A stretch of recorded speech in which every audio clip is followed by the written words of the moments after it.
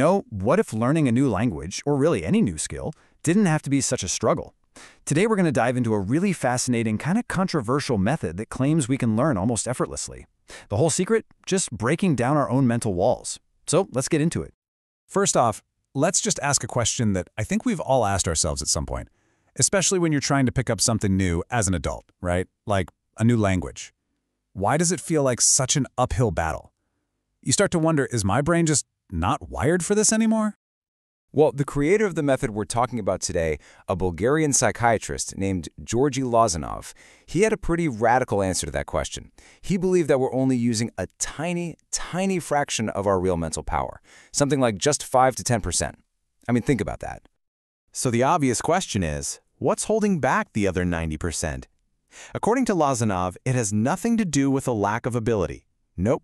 The single biggest barrier to learning is the one we build ourselves.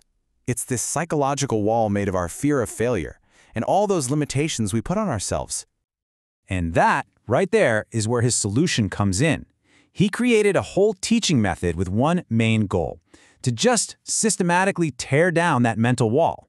He even had a name for it: desuggesting. It's all about removing our fears and convincing our subconscious mind that, hey, learning can actually be easy. It can be natural.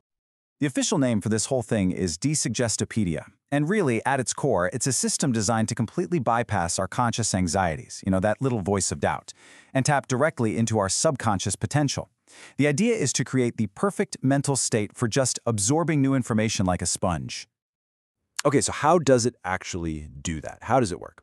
Well, the secret is all about creating a very, very specific psychological environment. It all comes down to a few key principles that are designed to make you, the learner, feel completely secure, totally open, and just receptive. The entire method is really built on 3 main pillars, and they all work together. First, you've got authority. The teacher has to be this trusted, respected figure, which creates a feeling of safety. Then, that safety allows for what's called infantilization, which is basically getting the student into a state of childlike trust. And finally, the fine arts, using music and art to engage the subconscious and just make the whole thing pleasant. Okay, let's talk about that middle one, because I know infantilization sounds kind of weird, right? But it's not about being treated like a baby. Not at all. It's about getting back to the best parts of being a kid. That incredible openness, that curiosity, that total lack of fear about looking silly. It's what lets little kids just soak up information effortlessly. So what this all means is that the method is communicating on 2 different levels at the exact same time. On the conscious level, sure, you're paying attention to the words in the lesson. But on the subconscious level, everything else, the cheerful room, the calming music, the teacher's confident voice, is sending this powerful background message. And that message is, hey, this is easy. You've got this. Just relax. And that focus on the subconscious is exactly why the physical environment is so important. A Desuggestopedia classroom is designed to be bright, colorful, welcoming, basically the opposite of a sterile lecture hall. The walls are often covered with posters that have key grammar points or vocabulary, and the crazy part is, you're not supposed to study them directly. The idea is to absorb the info effortlessly, just by being in the room. Lozanov called it peripheral learning. All right, so what does an actual class look like? I mean, what do you do?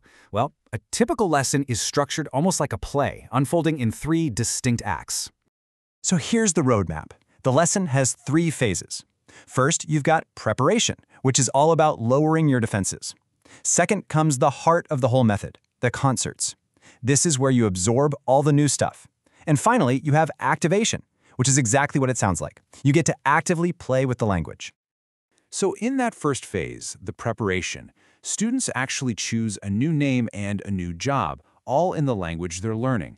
And this is so clever, because suddenly you're not you anymore. You're playing a character.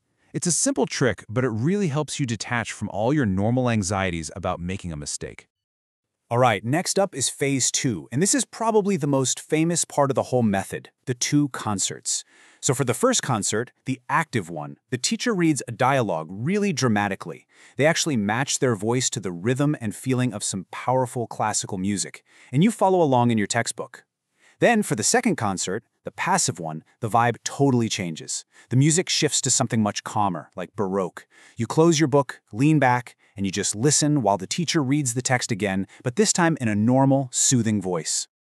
And after all that listening, it's time for the final phase, activation. And this is where the fun really begins. This is where you start to actually use the language you just absorbed, but in a totally low-pressure, playful way.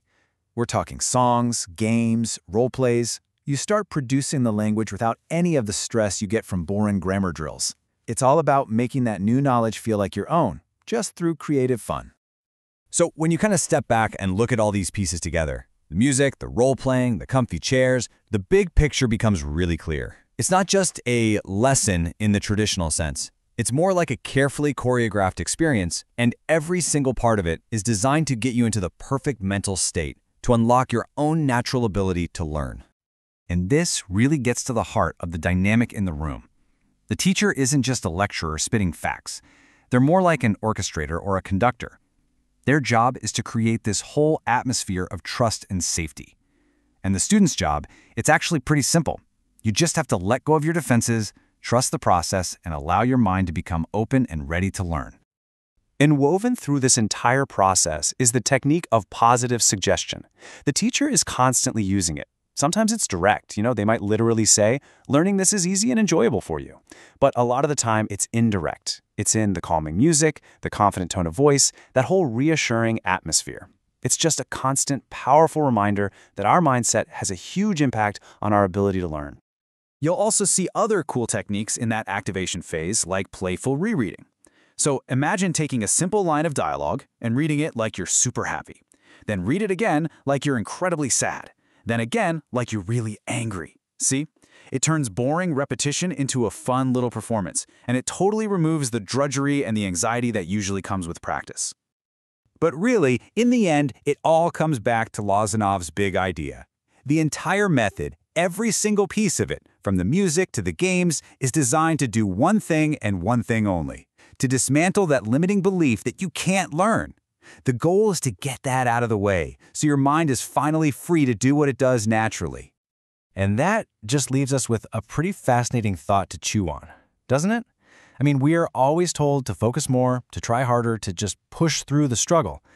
But what if the real secret to unlocking our full potential isn't any of that? What if it's the exact opposite? What if it's all about just letting go?